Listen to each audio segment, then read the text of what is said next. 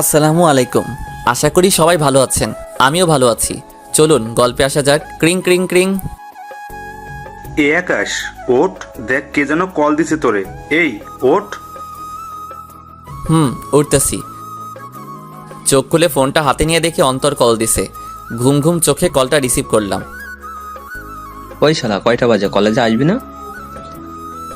আসবো তো, এত তারা কিসের? আর কয়টা বাজে? ভাইয়া কষ্ট করে টাইমটা নিজে একটু দেখে নিন কয়টা বাজে। স্যার কিন্তু 9:30-এ যাইতে বলছিল। ফোনের স্ক্রিনের দিকে তাকাই দেখি 10:09 বাজে। ওইতেই তো সালা, এখন কল দিলি কেন? না দিলেই পারতি। ভাই ভুল হইয়া গেছে, মাফ কইরা দেন ভাই। ওই শোন বল। ভাই, কলেজের কি খবর? তোর কপাল ভালো, স্যার এখনো আসে নাই, বলেছে 10:20-তে আসবে। ওকে দোস্ত, তুই কলেজে 5 মিনিট অপেক্ষা কর, আমি 10 মিনিটের মধ্যে আসতেছি। ভালো হইলি না। আচ্ছা তাড়াতাড়ি আয় ভাই। ওকে ওকে। লাফ দিয়ে বিছানা থেকে উঠলাম, দৌড়াইলাম ওয়াশরুমের দিকে। কোনো রকমে চোখে মুখে পানি দিয়া প্যান্ট শার্ট পরে রেডি হয়ে কলেজের দিকে যাইতেছি। চলেন পরিচয় পর্বটা সেরে নেই এখন। আমি আকাশ মাহমুদ। আমাদের পরিবারে বাবা মা, আমরা 2 ভাই, আর আমার ছোট কিউট কিউট 2টা বোন আছে। আমি বাবা মায়ের 2 মাত্র সন্তান, মানে মেজো ছেলে। আমি এখন ইঞ্জিনিয়ারিং পড়তেছি ফরিদপুর পলিটেকনিক ইনস্টিটিউট। আর যার সাথে এতক্ষণ কথা বললাম তিনি হচ্ছেন আমার জিগরা দোস্ত অন্তর। আর ফোন করে কলেজে ডাকার কারণ হচ্ছে আজকে কলেজে প্র্যাকটিক্যাল পরীক্ষা আছে, তার জন্য। আমার আরও একটা ফ্রেন্ড আছে, নাম এনামুল। আমরা একসাথেই লেখাপড়া করি। পরিচয় দিতে দিতে কলেজে চলে আসলাম। ক্লাসের সামনে দাঁড়ায় আছি আর ভাবতেছি, স্যার আজকে যাই বলুক না কেন সব হজম করে নিব। আল্লাহর নাম নিয়ে স্যারকে বললাম, স্যার আসবো? কে তুমি? স্যার আমি আকাশ, চিনতে পারতেছেন না? জি বাবা, আমি আপনাকে খুব ভালো করে চিনতে পারছি। তা বাবা, আপনার আগমনের সময় কোনো সমস্যা হয়নি তো? না স্যার, কিছুই হয় নাই। তোর আসতে এত লেট হলো কেন? বোঝাই যাইতেছে স্যার অনেক রেগে আছেন। আসলে স্যার ম্যাসের একজন বন্ধু খুবই অসুস্থ হয়ে পড়ে, সেই জন্য আমি তাকে ডক্টরের কাছে নিয়ে গেছিলাম। সরি স্যার লেট করে আসার জন্য, আর এমনটা হবে না। আচ্ছা ঠিক আছে, এইবারের মতো মাফ করলাম। যা, খাতা নিয়ে পরীক্ষা শুরু কর। আমিও কথা মতো খাতার একটা পেজ নিয়ে অন্তরের পাশে গিয়ে বসলাম। ওই শালা তুই মিথ্যা বললি কেন? তুই তো ঘুমাইতেছিলি। আরে বেটা, বুঝলি না? এখন যদি সত্যিটা বইলা দিতাম তাইলে আর আজকে পরীক্ষা দিতে হইতো না। আচ্ছা বাদ দে, এখন 10:40 বাজে, তাড়াতাড়ি শেষ কর, অনেক ক্ষুধা লাগছে। ওকে ওকে। তারপরে পরীক্ষা শেষ করে আমি অন্তর আর এনামুল ক্যান্টিনে গিয়ে পেট ভোজন করে আসলাম। এখন ক্যাম্পাসে বসে আছি। আজকে অনেক আড্ডা দেব, কারণ হচ্ছে আজকে আমাদের সেমিস্টারের লাস্ট পরীক্ষা। তো আড্ডা দিতে দিতে দুপুর 2টা বেজে গেছে। এমন সময় আমার ফোনে বেজে উঠলো আর্টসেলের অনিকেত প্রান্তরের মিউজিক রিংটং। হাতে নিয়ে দেখে আম্মু কল দিছে। কল ধরে, হ্যালো আম্মু। তারপরে আম্মুর কথা শুনে আমি তো পুরাই অবাক হয়ে গেলাম, তার থেকে একটু বেশি খুশি হলাম। কারণ আসসালামু আলাইকুম আম্মু, কেমন আছেন? আমি ভালো আছি বাবা, তুই কেমন আছিস? হ্যাঁ আম্মু, আমিও ভালো আছি। কি করতেছিস? পরীক্ষার কি খবর? আম্মু আজকে পরীক্ষা শেষ হলো, তাই এখন আমি অন্তরা রেনামুল কলেজ ক্যাম্পাসে বসে আড্ডা দিতেছি। ও ভালো। তা শুন, একটা খবর দেওয়ার জন্য কল দিছি। একটু টেনশনে পড়লাম। আমাকে আমার কিসের খবর দেবে আম্মু? কি হয়েছে আম্মু? কোনো খারাপ খবর নাকি? তোমার কিছু হয়েছে নাকি আব্বুর কিছু হয়েছে? আরে পাগল ছেলে, আমাদের কিছু হয় নাই, আমরা সবাই ভালো আছি। ও আল্লাহ বাঁচালে। তা বলো আম্মু, কিসের খবর? আসলে আমরা তোর ভাইয়ের বিয়ে ঠিক করছি, সামনের সপ্তাহে বিয়ে। তুই একটা কাজ কর, তোদের যেহেতু পরীক্ষা শেষ, তাহলে তুই অন্তর আর এনামুলরে নিয়ে বাড়িতে চলে আয়। মনে মনে আমি একটু অবাক হলাম। ভাইয়ার বিয়ে, কিন্তু ভাইয়ার তো গার্লফ্রেন্ড আছে। কই, আবার অন্য মেয়ের সাথে তো বিয়ে ঠিক করে নাই তো। তাই সব ভেবে আম্মুকে বললাম, আম্মু ওদের না হয় নিয়ে আসলাম, কিন্তু ভাইয়ার বিয়ে কার সাথে দিয়েছ? আমার বান্ধবীর মেয়ের সাথে। আল্লাহ, আজকে ভাইয়া নিশ্চিত সুইসাইড করবে, কারণ ভাইয়া সুমি আপুকে অনেক ভালোবাসে, আর আপুও। আল্লাহ জানে এখন কি হবে। তা না হয় বুঝলাম, কিন্তু আম্মু ভাইয়া কি রাজি এই বিয়েতে? ও রাজি। ও তাহলে তো সব ঠিকই আছে। আচ্ছা আম্মু, আমরা কালকে চলে আসব। আচ্ছা ঠিক আছে, সাবধানে আসিস। আচ্ছা আম্মু, ভালো থাকো। কল কাটার পরে অন্তর আর এনামুল একসাথেই বকে উঠল, কিরে কিসের বিয়ের কথা বললি রে? আরে ভাইয়ার বিয়ের সামনের সপ্তাহে। তাই নাকি? এ তো ভালো খবর। সত্যি অনেক ভালো একটা খবর। তুই একটা ভাবি পাবি, কত মজা করবি। জানি না রে, ভাইয়া তো সুমি আপুকে ভালোবাসতো, কি জানি কি হইল। তাহলে ভাইয়া কার সাথে বিয়ে হইতেছে? আম্মুর এক বান্ধবীর মেয়ের সাথে। ও আচ্ছা শোন, আমাদের তো সেমিস্টার শেষ হয়ে গেছে আর তোদের হাতেও কোনো কাজ নেই, তাহলে চল আমাদের বাসায়, আম্মু যেতে বলছে তোদের। সেটা না হয় বুঝলাম, কিন্তু বাসায় বলতে হবে তো। তুই ঠিকই বলছিস। আরে চাপ নিস না, আমি আছি তো। ঠিকই বলেছিস। আচ্ছা বাসায় তুই একটু বলে দে, তাহলে আর কিছু বলবে না। তুই বলে দে। আচ্ছা আচ্ছা ঠিক আছে, দে ফোন দে। তারপর ওদের বাসায় রাজি করালাম। এখন তাহলে বাসায় যাওয়া যাক নাকি? আবার সব কিছু তো রেডি করতে হবে। চল তাহলে। বাসায় এসে একটু রেস্ট নিয়ে গোসল করে খাওয়া দাওয়া করে ব্যাগ প্যাক করে রাখলাম, সকালেই যেতে হবে। এখন একটু ফেসবুকে ঢোকা যাক, তারপর রাতে খেয়ে ঘুমিয়ে পড়লাম। সকালে ঘুম থেকে উঠে ফ্রেশ হয়ে রেডি হলাম বন্ধুদের বাসার দিকে। তার আগে একটা কল দিয়ে নেই। ক্রিং ক্রিং। কিরে কি করিস? এই তো রেডি হয়ে তোদের বাসার দিকে যাইতেছি। তোরা রেডি তো? রেডি, একটু বাকি আছে। আচ্ছা আসতেছি, তাড়াতাড়ি রেডি হয়ে নে। এনামুল কি করে? ও রেডি হয়ে বসে আছে। আচ্ছা আসতেছি। তারপরে ওদের নিয়ে বাসে উঠলাম। গন্তব্য আমাদের বাসা। প্রায় 4 ঘন্টা জার্নির পরে বাসায় পৌঁছালাম। বাসার সামনে গিয়ে কলিং বেল বাজাতেই আম্মু এসে দরজা খুলে দিল। কেমন আছিস আব্বু? কেমন শুকিয়ে গেছিস? ঠিকমতো খাওয়া দাওয়া করিস না নাকি? আম্মু আমি অনেক ভালো আছি, আর আমি মোটেও শুকাই নাই, বরং একটু মোটাই হয়ে গেছি। আচ্ছা আম্মু তুমি কেমন আছো? আমিও ভালো আছি। আচ্ছা দরজায় দাঁড়িয়ে কথা বলবি নাকি ভেতরে আসবি? আর তোরে না বলছিলাম তোর 2 বান্দরকেও নিয়ে আসবি? ভেতরে তো যাবই, আর আমার বান্দরগুলো আছে, ওই দেখো আসতেছে। ভাইয়ার বিয়ের কথা শুনে অনেক খুশি হয়েছে। ভালো। আসসালামু আলাইকুম আন্টি, কেমন আছেন? ওয়ালাইকুম আসসালাম। তা বাবা তোমরা কেমন আছো? হ্যাঁ আন্টি, আমরা ভালোই আছি, আর একটু বেশিই ভালো আছি, কারণ ভাইয়ার বিয়ে বলে কথা। এরই মধ্যে আমার কিউট কিউট 2টা বোন এসে আমাকে জড়িয়ে ধরে বলতেছে, ভাইয়া কেমন আছেন? এই তো ভালো আছি, তুই কেমন আছিস? আমি ভালো আছি। ওইদিকে সুরাইয়া, মানে আমার একদম ছোট বোন, সে তো আমারে জড়াই ধরে কেঁদেই দিল। ভাইয়া কেমন আছিস? আর আমারে ফুলে তুই কেমনে থাকিস? আমার কথা কি তোর মনে পড়ে না? আরে পাগলি কাঁদছো কেন? আর আমি তো ভালোই আছি, তুমি কেমন আছো? এতক্ষণ ভালো ছিলাম না, এখন ভালো আছি। আচ্ছা চল ভিতরে চল। হ্যাঁ আচ্ছা আসো, ভিতরে আসো। আমরা ভিতরে আমার রুমে গিয়ে বসলাম, একটু রেস্ট নিয়ে ফ্রেশ হয়ে রুম থেকে বের হইলাম। আম্মু কই গেলা? ক্ষুধা লাগছে তো। এই তো রান্নাঘরে আছি আমি, হয়ে গেছে আমার। তুই ওদের নিয়ে টেবিলে বস, আমি আসতেছি। আচ্ছা। একটু পরে আম্মু খাবার নিয়ে আসলো, আর আমরা একসাথে খেতে বসলাম। আচ্ছা আম্মু, আব্বু কোথায়? ওদের আব্বু তো একটু বিজনেসের কাজে বাহিরে গেছে, চলে আসবে 2-3 দিনের মধ্যেই। ও আচ্ছা। তা সুমাইয়া, তোর লেখাপড়া কেমন চলতেছে? এই তো ভাইয়া ভালোই চলতেছে। ভালো করে পড়িস, আর মাত্র কয়েক মাস বাকি এসএসসির পরীক্ষার। আচ্ছা ভাইয়া। তা সুরাইয়া, আপনার কি খবর বুড়ি? ওই আমারে বুড়ি বলবি না, বলে দিলাম। আর আমার পড়া অনেক ভালো, সুমাইয়ার থেকেও। না রে ভাইয়া, ওর পড়ালেখা একদমই ভালো না। এই বছর একটা ফেল করেছিল।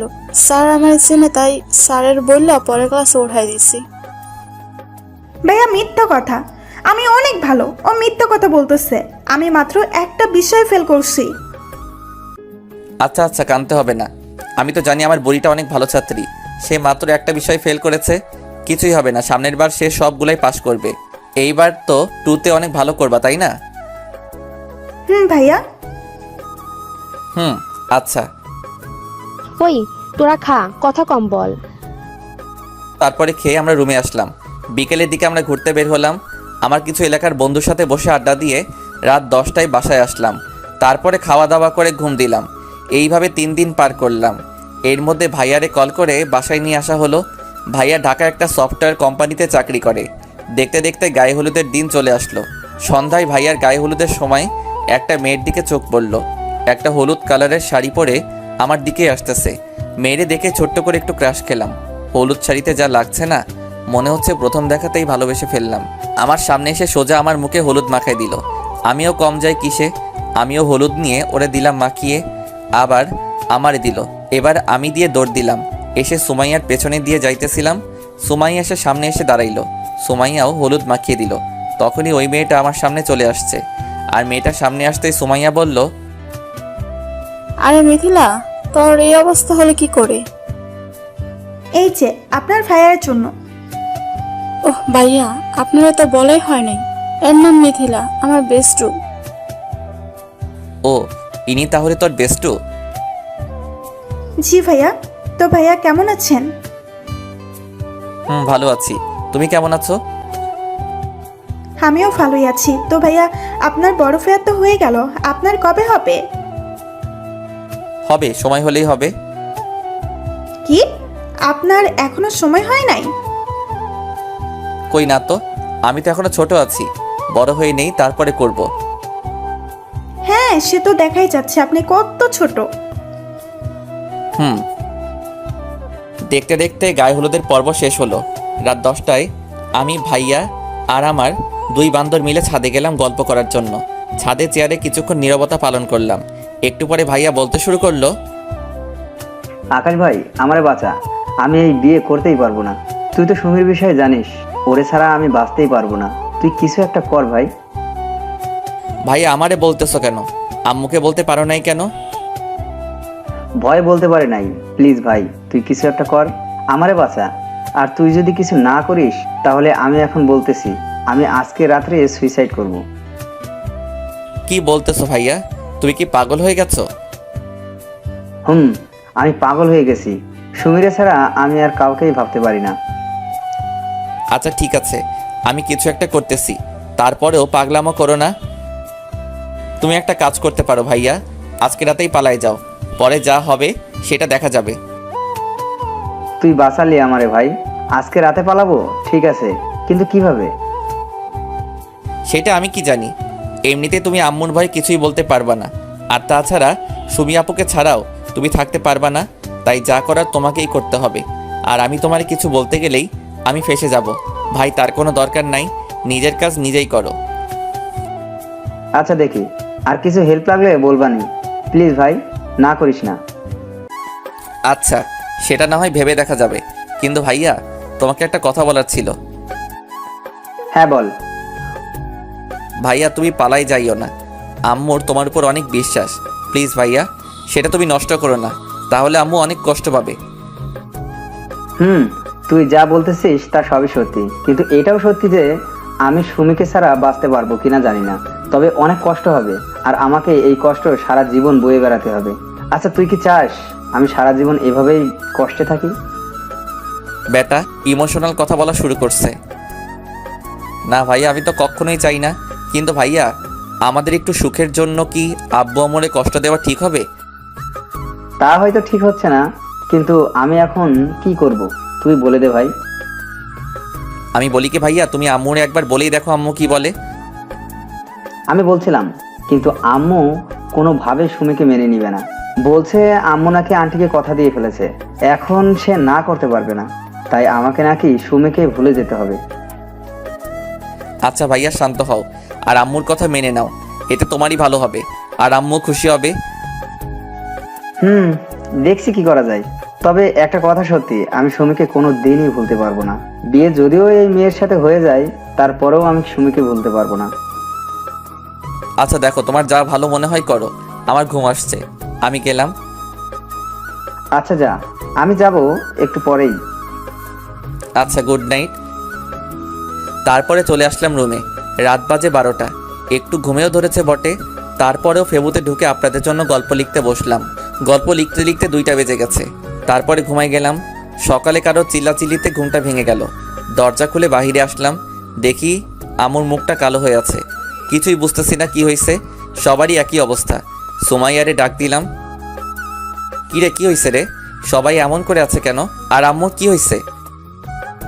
সুমাইয়া কোনো কথা না বলে একটা চিরকুট হাতে ধরিয়ে দিল। চিরকুটটা পড়ার পরে আমার তো নিজেই নিজেকে মারতে মনে চাইতেছে। তাতে লেখা ছিল, প্রিয় আম্মু, প্রথমে ক্ষমা চেয়ে নিচ্ছি। চিঠিটা লেখার কারণ হচ্ছে, আম্মু তুমি তো জানোই আমি সুমিকে ভালোবাসি। আমি ওরে ছাড়া কিছুই ভাবতে পারি না। রাত্রে যখন ঘুমাতে গেলাম তখন আমার মনে হচ্ছিল আমি আমার জীবনের অনেক বড় কিছু একটা হারিয়ে ফেলতে যাইতেছি। তুমিই বলো, যাকে এতটা ভালোবাসি তাকে ছাড়া সারাটা জীবন থাকবো কিভাবে? তাই তোমাদের সবাইকে কষ্ট দিয়ে আমি চলে যাচ্ছি। প্লিজ আম্মু, আমাকে ক্ষমা করে দিও। ইদি তোমার অবাধ্য ছেলে পারভেজ। আমি চিঠিটা পড়ার পরে নিজেকে নিজেই গালি দিতে মনে চাইতেছে।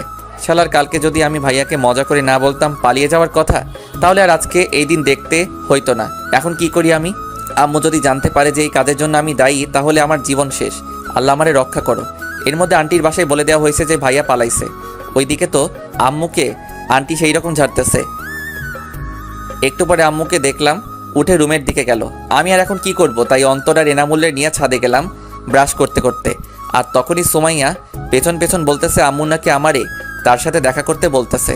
আল্লাহ, এখন আমি কি করি? তাহলে কি ভাইয়ার পালানোর কথা আম্মু জেনে গেল নাকি? আজকে তাহলে আমি শেষ। আল্লাহ, এবারের মতো আমারে বাঁচাই দাও। আর কোনোদিন কারোর উপকার করব না। ভয়ে ভয়ে আম্মুর রুমের সামনে গিয়ে আম্মুকে ডাক দিলাম, আম্মু আসবো? আমাকে ডাকছিলে নাকি? আর কথা আছে। আল্লাহ বাঁচাও। আমি তোর সাথে নিপার বিয়ে দিতে চাই, তুই কিন্তু কথা দিছিস। আম্মুর কথাটা শোনার সাথে সাথে মনে হলো আমি মাটির ভিতরে ঢুকে যাইতেছি। আম্মু এটা কি বললো? এটা কিভাবে সম্ভব? আমার মুখ দিয়ে একটা কথা বলার মতো শক্তি নাই। কি ভাবছিলাম আর কি হয়ে গেল? কিরে, কিছু বলিস না কেন? আমার কথাটা রাখবি তো? আমাকে তোর আন্টির সামনে মুখটা রাখবি তো? তোর ভাইয়া চলে যাওয়ার কথা শুনে তোর আন্টি আমাকে অনেক কথা শোনাইছে। আর আজকে যদি এই বিয়েটা না হয়, তাহলে আমার আর বেঁচে থাকা আর না থাকা সমান কথা হবে। এখন তুই দেখ কি করবি তুই। আম্মুর মুখে মরার কথাটা শুনে নিজের চোখের পানি আর ধরে রাখতে পারলাম না। আম্মু তুমি যা বলবে তাই হবে, তবুও প্লিজ তুমি এসব কথা বইলো না। আমি বিয়ে করব। আমাকে বাঁচালি বাবা। আজকে এই বিয়েটা না হলে হয়তো তোর আন্টির কাছে আমি সারা জীবনের জন্য অপরাধী হয়ে থাকতাম। আচ্ছা আম্মু ঠিক আছে, তুমি যা বলবে তাই করব আমি। আমার জন্য তোমাকে কারোর কাছে ছোট হতে হবে না। তারপরে আম্মু বলল, যা বাবা, রুমে যা আর রেডি হয়ে নে। একটু পরে আবার বউ আনার জন্যে বের হতে হবে। তুই এখন রেডি হয়ে নে। আচ্ছা আম্মু। রুমে চলে আসলাম মুখটা কালো করে। এনামুল জিজ্ঞেস করলো, কি রে, কি হয়েছে রে? কি হয়েছে বলবি তো? আরে কি হয়েছে বলবি তো নাকি? না বললে জানবো কিভাবে? বল কি হয়েছে। দোস্ত আমি শেষ হয়ে গেলাম রে। কেন, কি হয়েছে খুলে বল তো। দোস্ত আম্মু বিয়ে ঠিক করছে আমার। একটু পরে নাকি আমার বিয়ে। কি রে, কি বলিস? কেমনে কি হইলো? আর এটা তো অনেক ভালো খবর আর অনেক খুশির খবর। শালা মজা নিতাছোস তাই না? আমি মরতেছি আমার জ্বালায়। দোস্ত তুই একটু শান্ত হ আর বল কি হয়েছে, কেমনে কি হয়েছে। দোস্ত আজকে রাতে নাকি ভাইয়া পলাইছে আর আন্টি আম্মুরে অনেক কথা শোনাই দিছে। আম্মু অনেক কান্না করছে। তারপরে জানি না কি কথা হয়েছে আম্মুর সাথে। একটু পরে আম্মু আমার রুমে ডেকে বলতেছে আজকে নাকি আমার বিয়ে। যেই মেয়ের সাথে ভাইয়ার বিয়ে হওয়ার কথা ছিল ওই মেয়ের সাথেই নাকি আমার বিয়ে হবে। আম্মু বলতেছে আমি যদি বিয়েটা না করি তাহলে আম্মুর সম্মানটা নষ্ট হয়ে যাবে। আমারে মরার হুমকি দিছে। আরে বেটা, এই ব্যাপার তাহলে? আরে এইটা কোনো ব্যাপার হলো? আর আন্টি যা করছে ঠিকই তো করছে। তার সম্মান বাঁচানোর জন্য যা করা দরকার ছিল তাই করেছে। দোস্ত আমি কিছুই জানি না, তবে বিয়েটা তো আমার করতেই হবে। দোস্ত জাস্ট চিল। আর এই দেখ তোর কপালটা কত ভালো, ভাই আর বিয়ে খাইতে আসছিস আর নিজেই এখন ভাবির বিয়ে করতেছিস। এনামুল ওরে কিন্তু চুপ থাকতে বল। ওরে লাথি মেরে ভবিষ্যৎ সন্তানের বাবা ডাক শোনা বন্ধ করে দিব। আরে আরে চেতিস না তুই। আর এখন তুই চল, রেডি করে দেই তোকে। আচ্ছা ঠিক আছে। তারপর আমি ফ্রেশ হয়ে গোসল করে আসলাম। ওরা আমায় ভাইয়ার জন্য কেনা শেরওয়ানি পরিয়ে রেডি করে দিল। পরেই বের হব। আব্বু আম্মুকে সালাম করে বের হয়ে গাড়িতে বসলাম। অন্তর এনামুলও আমার সাথেই বসছে। ওরা কথা বলতেছে আর আমার রাগ তুলতেছে। কিছুক্ষণ পরে আমরা বিয়ে বাড়ির সামনে চলে গেলাম। গাড়ি থামালো। ওরা সবাই নেমে গেছে। আমি একাই গাড়িতে বসে আছি। কিছুক্ষণ পরে আমাকে গাড়িতে নামিয়ে গেটের সামনে নিয়ে যাওয়া হলো। ওইখানে গিয়ে ধরলো কয়েকটা মেয়ে ঘিরে। বলতেছে টাকা চাই, টাকা না দিলে নাকি ভিতরে দেওয়া হবে না। কি আর করার, নিজের সম্মান বাঁচাতে পকেট থেকে 10 টাকার একটা নোট বের করে এনামুল রে দিতে বললাম। এনামুল টাকা দিতেই মেয়েগুলো পুরাই খেপে গেল। জামাই মানুষ এত কিপটা হয় জানতাম না। আজকাল কেউ 10 টাকা ভিক্ষাও দেয় না। গেল মেজাজটা 44 হয়ে। আমিও বলে দিলাম, এইখানে তাহলে কিসের জন্য দাঁড়াইছেন?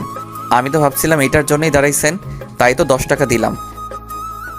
অমনি এনামুল আর অন্তর আমার মুখ চেপে ধরলো আর বলতেছে, ওই বেটা কি বলতেছি সেইগুলা, চুপ করে থাক, মান সম্মান শেষ করিস না ভাই।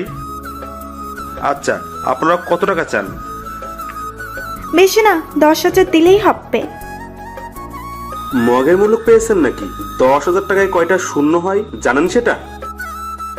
ওই মিস্টার, 10,000 টাকার 1 টাকা কম হলেও কিন্তু বউ নিতে দেব না। আচ্ছা কিছুটা তো কনসিডার করেন। আচ্ছা ঠিক আছে, 9,990 দেন। কি বলতেছে? মাত্র 10 টাকা কমালেন? 10 টাকা তো কেউ ভিক্ষাও দেয় না। তাহলেই বুঝুন 10 টাকা আমাদের কিভাবে দিতে গেলেন। আচ্ছা সরি বলতেছি, এইবার কিছু তো কমান। তারপরে অনেক দরদাম করে 5,000-এ ফিক্সড করলো, কিন্তু একটা শর্ত দিছে, সেটা মানতে হবে।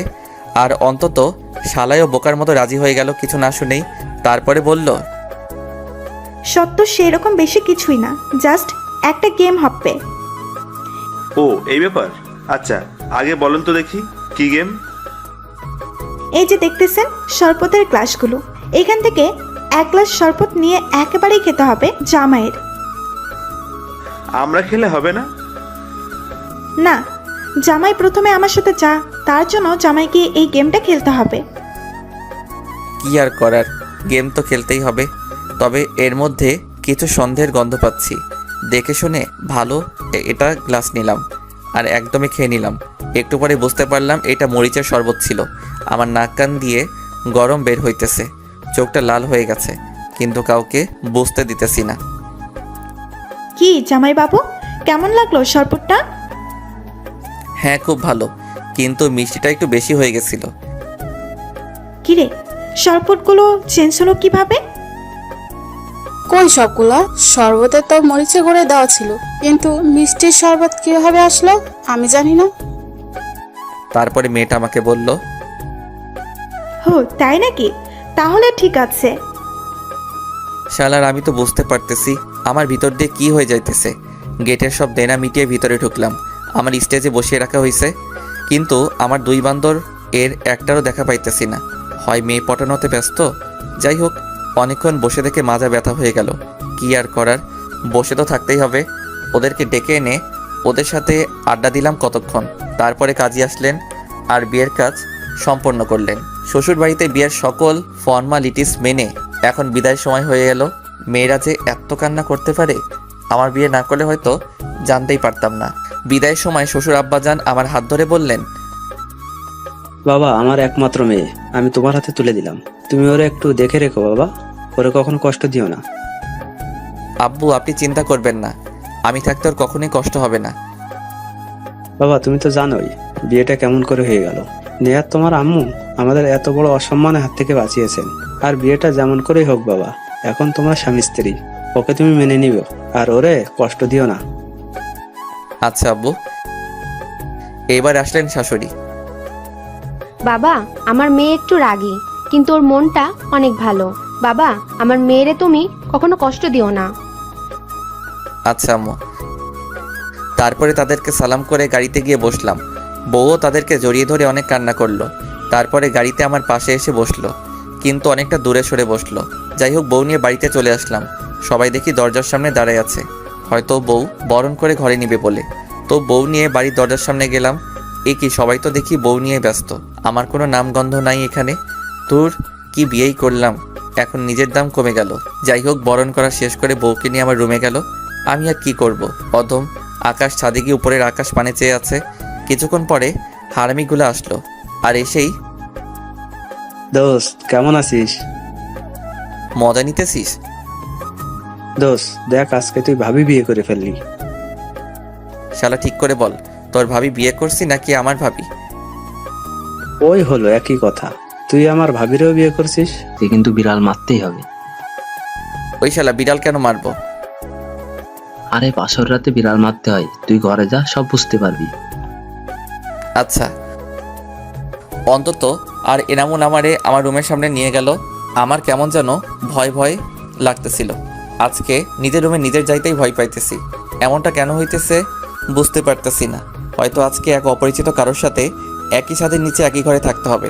হয়তো আজকের পর থেকে আমার জীবনের পথ চলাটা পাল্টে যাবে। সব ভয় উপেক্ষা করে রুমে ঢুকেই পড়লাম।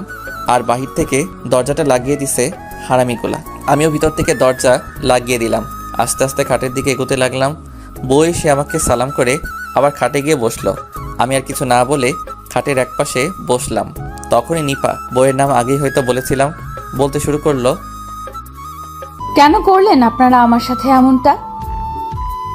কি বলতেছেন? আমি তো কিছুই করি না। হ্যাঁ, আপনি কিছুই করেন নাই, কিন্তু আপনারাই তো এসব করছেন। কেন আমার সাথেই কেন? দেখুন, যা হয়েছে সব ভাইয়ের জন্য হয়েছে। এখানে আমাদের কারোর কোনো দোষ নেই। ভাইয়া একটা মেয়েকে ভালোবাসতো, তাকে ছাড়া আপনাকে বিয়ে করতে পারবে না, তাই চলে গেছে। আপনারা আমার সাথে এমনটা না করলেও পারতেন। জানেন একটা মেয়ের কত স্বপ্ন থাকে? আমারও অনেকগুলো স্বপ্ন ছিল। আমি কোনো দিন রিলেশন করিনি, কারণ আমার সব ভালোবাসা আমার স্বামীর জন্য রেখে দিয়েছিলাম। আপনার ভাইয়ার সাথে বিয়ে ঠিক হওয়ার পর থেকে তাকে নিয়েই ভাবতে শুরু করেছিলাম। অত এক মুহূর্তেও সব এলোমেলো করে দিল। যাই হোক, যা হওয়ার হয়ে গেছে। তবে আমার কিছু কথা আছে, আশা করি আমার কথাগুলো মেনে নেবেন। হ্যাঁ বলুন। আমি এখনো আপনাকে স্বামী হিসেবে মেনে নিতে পারি নাই। হয়তো কোনো মেয়ের পক্ষেই এত তাড়াতাড়ি মেনে নেওয়া সম্ভব না, তাই আমার কিছুদিন সময় চাই। আশা করি আমি না বলা পর্যন্ত আমার কাছে আসার চেষ্টা করবেন না। ওকে, এখন আপনি ঘুমিয়ে পড়ুন। আমি আমার ড্রয়ার থেকে সিগারেটের প্যাকেট বের করে বারান্দায় গেলাম। আমি আবার সিগারেট খাই, তবে খুব বেশি না, অল্প। গিয়ে দরজাটা বাইরে থেকে বন্ধ করে দিলাম। রাত তখন 1টা বাজে। সিগারেট খাচ্ছি আর ভাবছি নিপার কথা। সত্যি আমরা ওর সাথে হয়তো খারাপ করেই ফেলেছি। এমনটা ভাই আর না করলেও পারতো। সত্যি তো, একটা মেয়ের অনেকগুলো স্বপ্ন থাকে, আর আমরা তা নষ্ট করে দিলাম। হ্যাঁ, আমাকে ওর কথাগুলো মানতেই হবে। ও যতদিন নিজ ইচ্ছায় না বলবে, ততদিন আমি ওরে টাচ করব না। অনেকক্ষণ বসে থেকে কেমন ঘুম ঘুম পাচ্ছে। এইদিকে সিগারেটও শেষ, যাই গিয়ে ঘুমিয়ে পড়ি। রুমে ঢুকতে দেখলাম নিপা ঘুমিয়ে আছে। ওর চুলগুলো ফ্যানের বাতাসে উড়ে একবার মুখে পড়ছে, আবার সরে যাচ্ছে। ঘুমন্ত অবস্থায় একটা মেয়েকে এতটা সুন্দর লাগে আমার আগে জানা ছিল না। আমি এক ধ্যানে চেয়ে আছি। মন চাইছে একবার গিয়ে ওর চুলগুলো ছুঁয়ে দেই, একবার ওর নরম ঠোঁটগুলো ছুঁয়ে দেই, কিন্তু না, আমি তো এইটা করতেই পারি না। ও নিজেই বারণ করছে। যাই হোক, অনেকক্ষণ এইভাবে দাঁড়িয়ে থেকে ভাবলাম এখন আমি কোথায় ঘুমাই। একই খাটে ঘুমাইতে গেলে রাতে হয়তো টাচ লেগে যেতে পারে, তার থেকে ভালো আমি সোফায় ঘুমাই।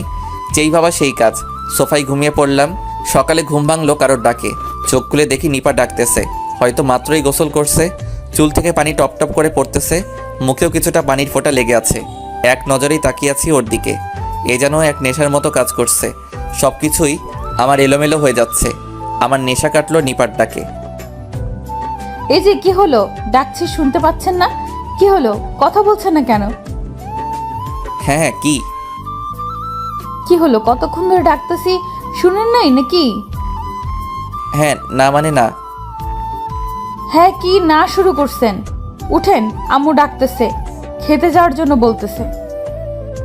ও হ্যাঁ, আচ্ছা আপনি নিচে যান, আমি ফ্রেশ হয়ে আসতেছি। আচ্ছা। আমি চলে গেলাম ওয়াশরুমে। ফ্রেশ হচ্ছি আর ভাবতেছি কি আছে ওর মাঝে। যখনই তাকাই কেমন যেন হয়ে যায় আমি। ফ্রেশ হয়ে বের হয়ে দেখি নিপা দাঁড়িয়ে আছে। আমি বললাম, কি হলো, আপনি নিচে যান নাই? না, ভাবলাম একসাথেই যাই। আমি আগে গেলে আবার কি না কি ভাববে। আচ্ছা ঠিক আছে, আপনি দাঁড়ান, আমার হয়ে গেছে। তারপরে বের হলাম দুইজনে, গিয়ে টেবিলে বসলাম। আমার পাশে নিপা বসলো। তারপরে খাওয়া দাওয়া শেষ করে রুমে চলে আসলাম। একটু পরে নিপাও চলে আসলো। আর এসেই বলতেছে, এই শুনুন, আজকে আমাদের বাসায় যেতে হবে, বিকেলে রেডি হয়ে থাকবেন। কেন আপনাদের বাসায় যেতে হবে কেন? বিয়ের পরে সবারই যেতে হয়। আচ্ছা ঠিক আছে। তারপরে দুপুরে খেয়ে দিয়ে বন্ধুদের নিয়ে একটু ঘুরতে বের হলাম। আর সারাটা সময় আমারে জ্বালাই খাইছে। সন্ধ্যার একটু আগে আম্মু কল দিল। হ্যালো আম্মু। ওই হারামজাদা, কই তুই? আম্মু আমি তো একটু মাঠের দিকে। কেন, কি হয়েছে? তোরে বৌমা সকালে বলে নাই আজকে ওদের বাসায় যেতে হবে? আম্মু ভুলে গেছি। তাড়াতাড়ি বাসায় আয়, তোর শ্বশুর আসছে।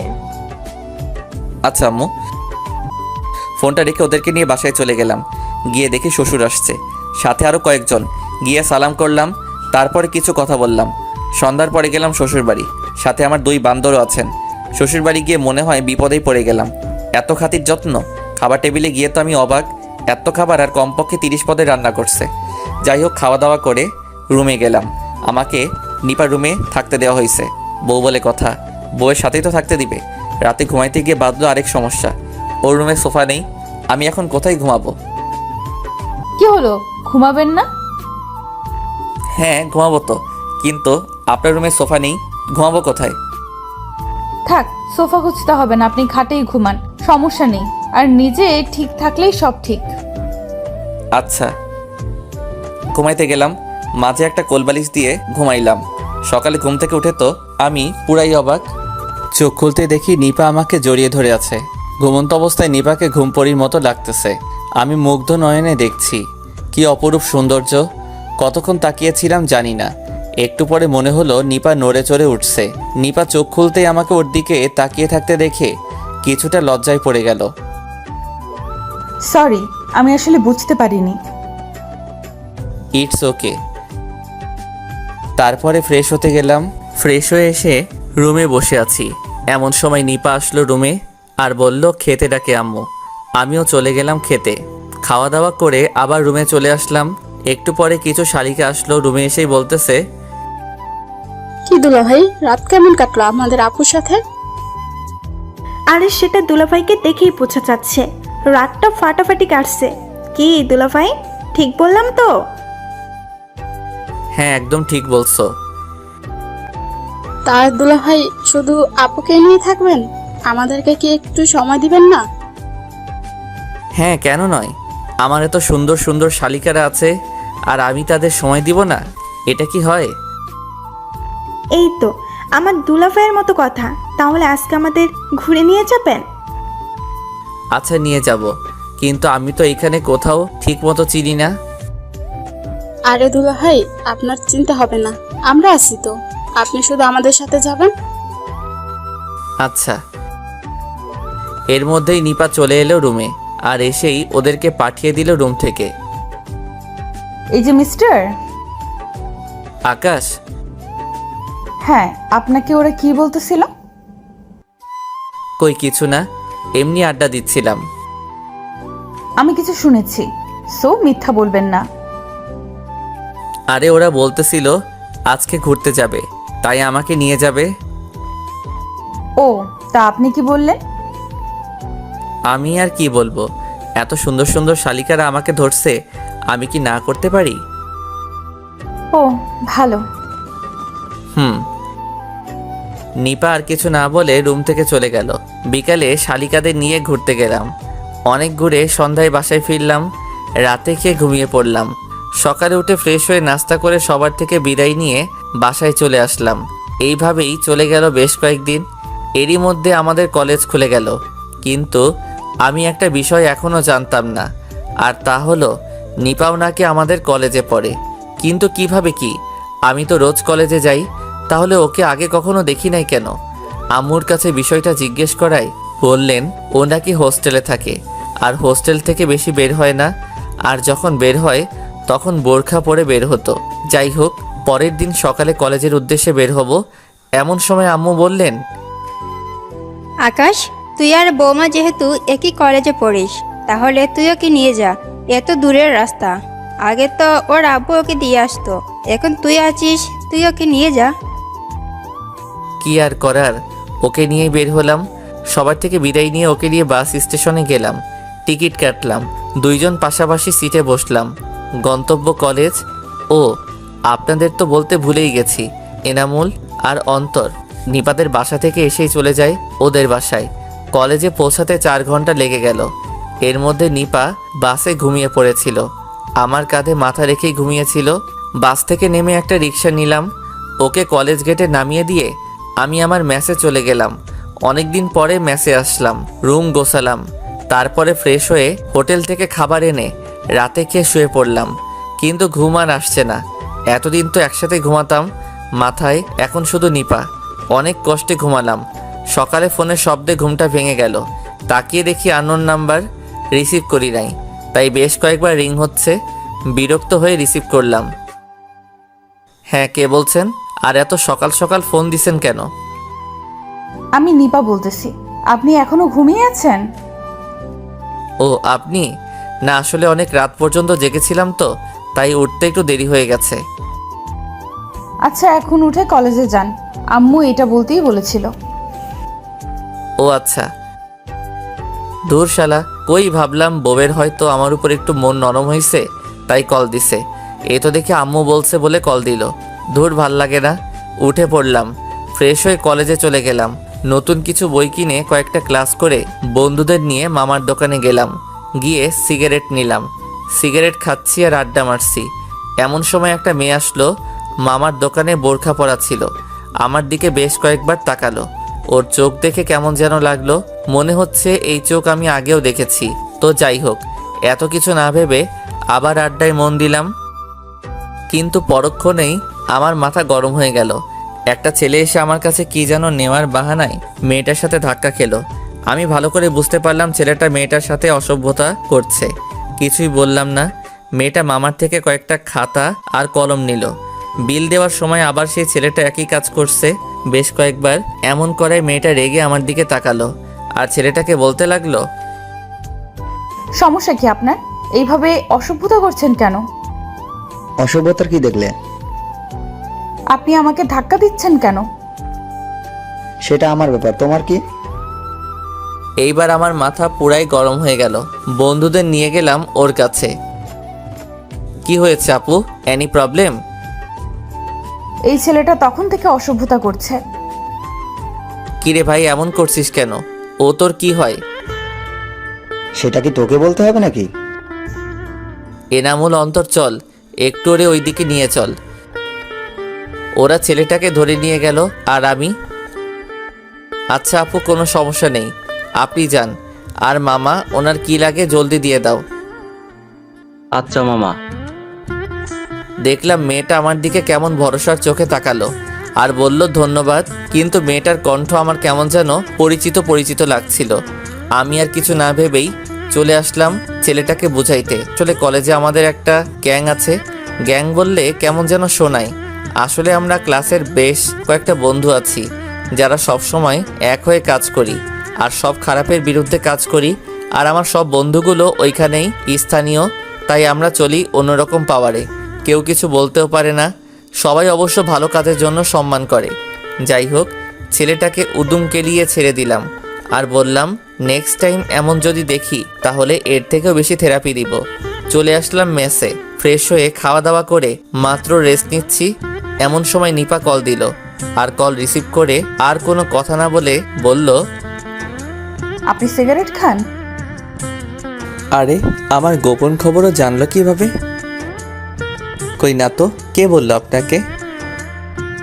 একদম মিথ্যা বলবেন না বলে দিলাম, সত্যি করে বলুন। দেখলাম আর লুকিয়ে লাভ নেই, হয়তো ভালো করেই জেনে গেছেন। না মানে আসলে খাই, তবে মাঝে মধ্যে। আপনি আর সিগারেট খাবেন না। কেন? আমি বললাম তাই, আর এটাই খাওয়া খারাপ। আচ্ছা। দুপুরে খাইছেন? আপনি খাইছেন? হ্যাঁ। আচ্ছা, রাখি। বলি কল কেটে দিল। এই মেয়েটা এমন কেন? এইভাবে চলতে লাগলো আমাদের দিন। মাঝে মাঝে নিপা কল দেয় আর আমার খোঁজ খবর নেয়।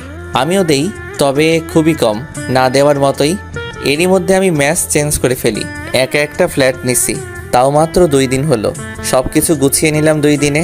পরের দিন সন্ধ্যায় নিপা কল দিল। আমি তখন ওয়াশরুমে ছিলাম, তাই কলটা ধরতে পারি নাই।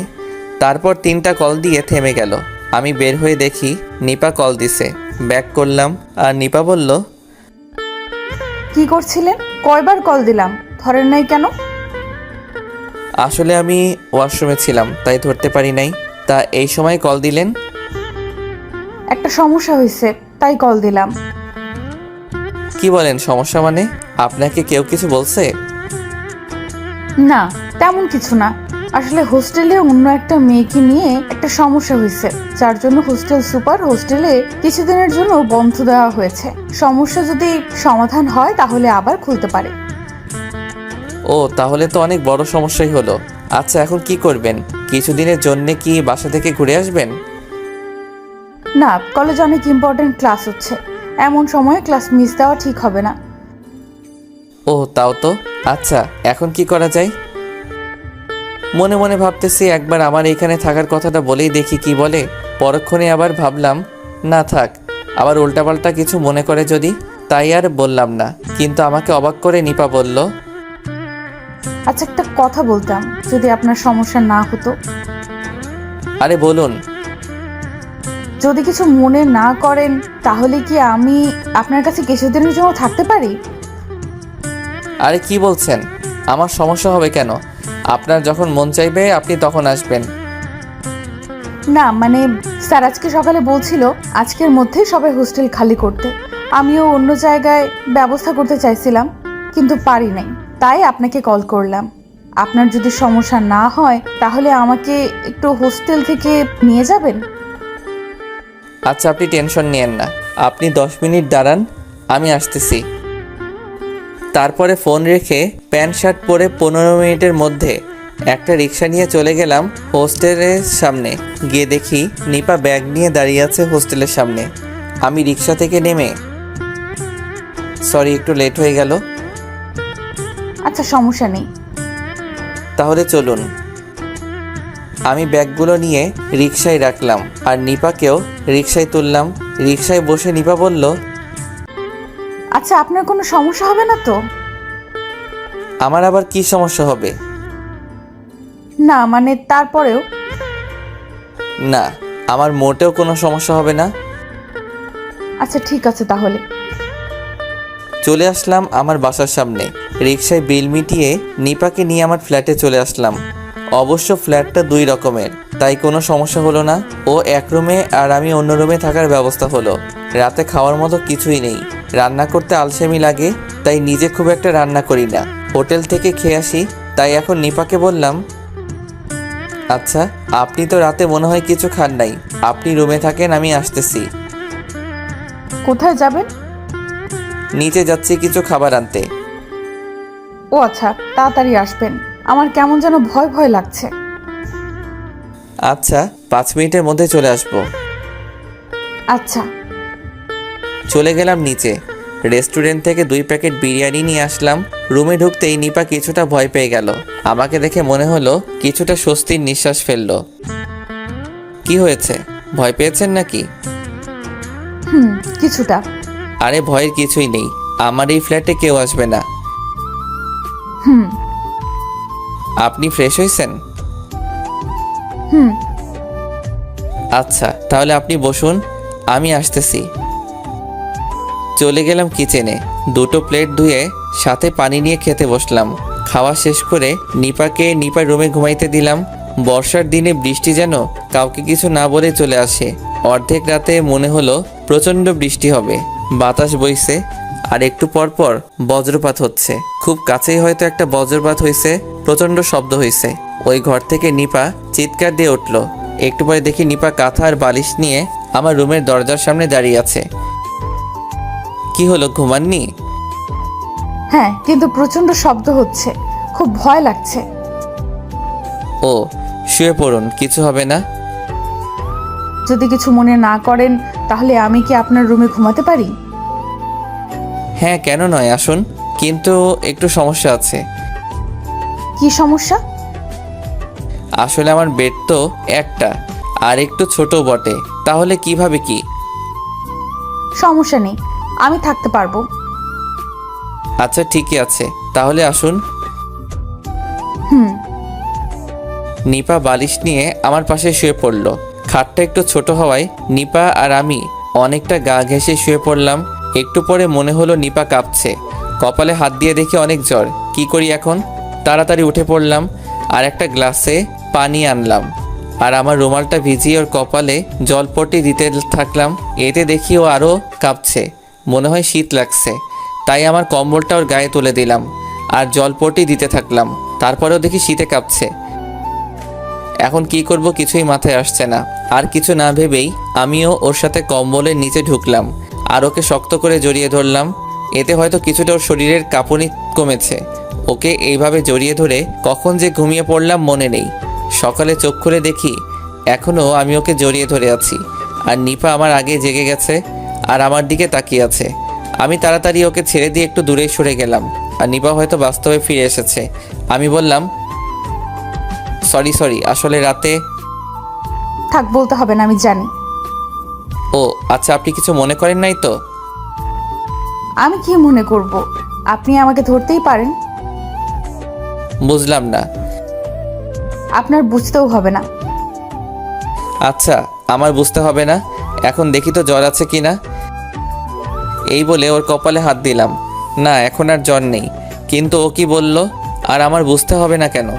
যাই হোক, তারপরে ওকে বললাম, এখন কেমন লাগছে? এখন অনেক ভালো লাগছে। আপনি আমার সেবা করছেন আর আমি কি ভালো না হয়ে থাকতে পারি? হইছে, এখন আর এত কথা বলতে হবে না। আপনি উঠে ফ্রেশ হয়ে নিন, আমি খাবার নিয়ে আসতেছি। খাবার আনতে হবে না, আপনি বাজার করে নিয়ে আসুন, আমি রান্না করব। কি বলছেন আপনি? এখন অসুস্থ, আপনি পারবেন না। আমি বলছি না আমি ঠিক আছি। আপনি বাজার করে নিয়ে আসুন, আমি পারবো। কি আর করার, বাজার করেই আনলাম আর আসার সময় কিছু হালকা খাবার নিয়ে আসলাম। সকালে রান্না করে দুইজনে খেয়ে কলেজে চলে গেলাম। আসার সময় ওকে নিয়েই ফিরলাম। রাতে আবার একই অবস্থা, আবার জ্বর। কি আর করা, গত রাতের মতো আজকেও জলপট্টি দিলাম, পরে জড়িয়ে ধরে শুয়ে পড়লাম। কিন্তু আজকে কেমন যেন লাগছে নিজের ভেতরে, হয়তো নিজের ভিতরে পুরুষত্ব জেগে উঠতেছে। অনেক কষ্ট করে কন্ট্রোল করলাম, তবুও মন চাইছে কিছু একটা হয়ে যাক। ও তো আমারই স্ত্রী, আমার সম্পূর্ণ অধিকার আছে ওর উপরে। এসব ভাবছি এমন সময় নিপা জ্বরের ঘরে আমাকে জড়িয়ে ধরে আর জ্বরের ঘরে বলতে থাকে, আকাশ, আমি তোমাকে ভালোবাসি, কিন্তু তুমি আমাকে একটুও ভালোবাসো না। আকাশ, কেন আমায় ভালোবাসো না? আমি কি দেখতে খারাপ? কি নেই আমার মাঝে? তোমার কি একবারও মন চায় না নিজের বউকে আদর করতে? আকাশ, আমি তোমাকে সত্যি অনেক ভালোবাসি, একবার আমাকে ভালোবেসেই দেখো।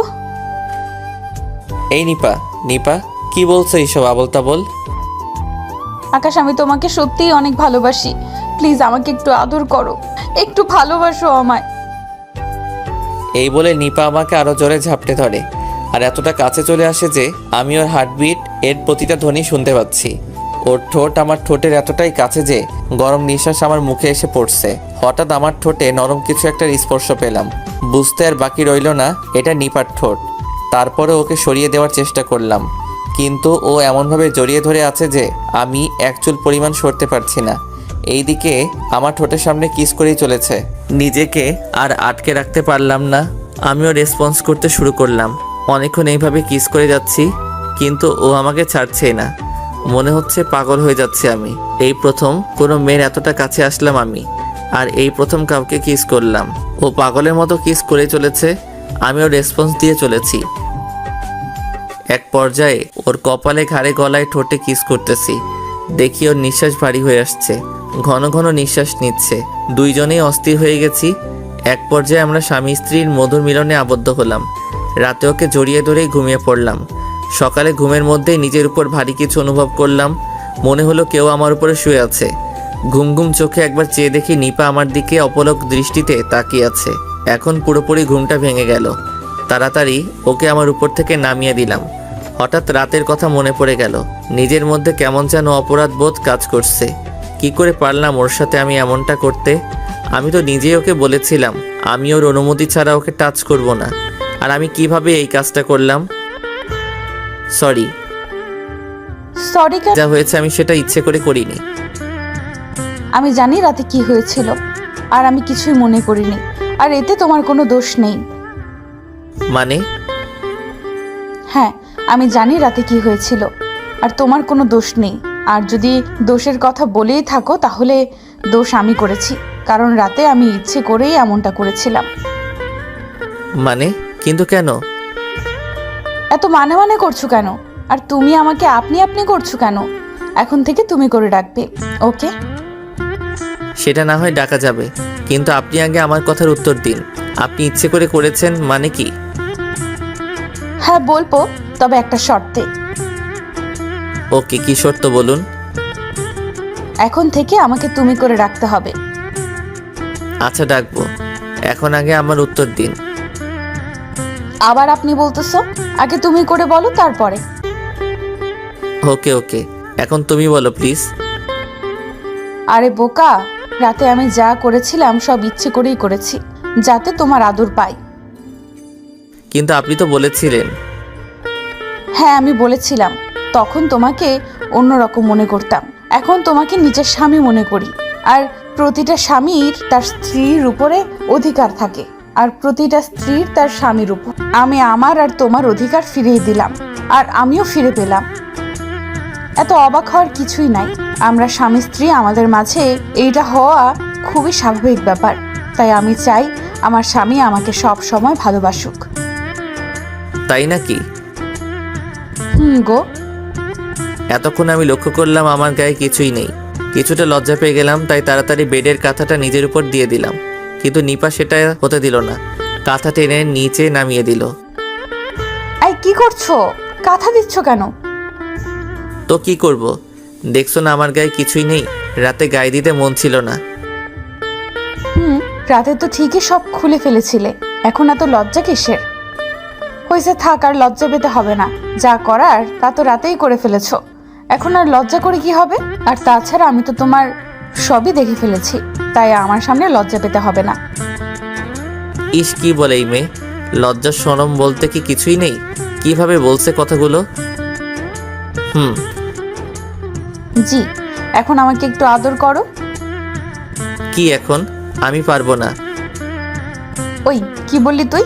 আমি এখন আদর করতে বলছি, তুই এখন করবি, নয়তো খবর আছে। ওই কি হলো? কি আর করার, ওকে কাছে টেনে ঠোঁটটা আলতো করে একটা কিস করলাম। নিপা আরও খেপে গেল, আর আমাকে শক্ত করে ধরে আমাদের 4 ঠোঁট এক করে দিল। দখল করে নিল আমার ঠোঁট জোড়া। প্রায় 5 মিনিট পর ছেড়ে দিল। এখন আমরা দুজনেই হাঁপাচ্ছি। ওই এত জোরে কেউ কিস করে? যদি মরে যেতাম। অমনি আমার মুখে হাত দিয়ে আটকে দিল। আর একবার এমন কথা বলবে না। তোমার কিছু হয়ে গেলে আমি কি নিয়ে বাঁচবো? কেন? আকাশ, আমি তোমাকে অনেক ভালোবাসি। তাই নাকি? সত্যি গো, আমি তোমাকে অনেক ভালোবাসি। তোমাকে ছাড়া আর কিছুই ভাবতে পারি না। তাই নাকি? তা কবে থেকে হলো এইসব, আর আমি কেন জানি না? তোমার মনে আছে একদিন দোকানে বসে তুমি আড্ডা দিচ্ছিলে, আর তখন বোরকা পরা একটা মেয়ে দোকানে আসে, আর তখন একটা ছেলে ওই মেয়েকে ডিস্টার্ব করছিল, আর তখন তুমি ছেলেটাকে অনেক মেরেছিলে। হ্যাঁ, ওয়েট, তুমি এসব কিভাবে জানলে? যেই মেয়ের জন্য ছেলেটাকে মেরেছিলে ওই মেয়েটাই আমি ছিলাম। কি? ওইটা তুমি ছিলে? ওইটা আমি ছিলাম। আর তখন একটা বিষয় আমার ভালো লাগে, আর তা হলো তুমি চেনো না জানো না, কিন্তু একটা মেয়েকে অপমানিত হতে দেখে সেই মেয়েটাকে সাহায্য করলে আর অপরাধের প্রতিবাদ করলে। আর এই বিষয়টা আমার কাছে অনেক ভালো লাগে, আর এই ছোট্ট ভালো লাগা থেকে আস্তে আস্তে ভালোবাসায় রূপান্তরিত হয়। বুঝলাম। আকাশ, আমি তোমাকে ভালোবাসি, আর তোমাকে ভালোবেসে আমি তোমাকে স্বামী হিসাবে মেনে নিয়েছি। আকাশ প্লিজ, তুমিও আমাকে মেনে নাও, আর আমাকে আমার স্বামীর পূর্ণ অধিকার দাও। দিতে পারি, তবে একটা শর্তে। কি শর্ত বলো? আমি তোমার সব শর্ত মেনে নিতে রাজি। আমাকে এখন থেকে অনেক অনেক অনেক ভালোবাসতে হবে, আর এখন এই মুহূর্তে আমাকে আবার একটা কিস করতে হবে। ও এই ব্যাপার? আমি তো তোমাকে ভালোবাসি। সত্যি বলতে আমি তোমাকে আমার নিজের থেকেও বেশি ভালোবেসে ফেলেছি। আর রইল কিস, সেটা এখন না, আগে ফ্রেশ হয়ে আসো তারপরে। নো, এটা তো হবে না, আমার অখনই লাগবে। বললাম তো আগে। বাকিটুকু বলার আর চান্স দিলাম না, তার আগে আমাদের চারটো ট্যাগ করে দিলাম। শুরু হয়ে গেল তাদের টম অ্যান্ড জেরি খেলা। ভালো থাকুক তারা এবং তাদের ভালোবাসা, বেঁচে থাকুক 1000 বছর ধরে ভালোবাসার মানুষগুলো।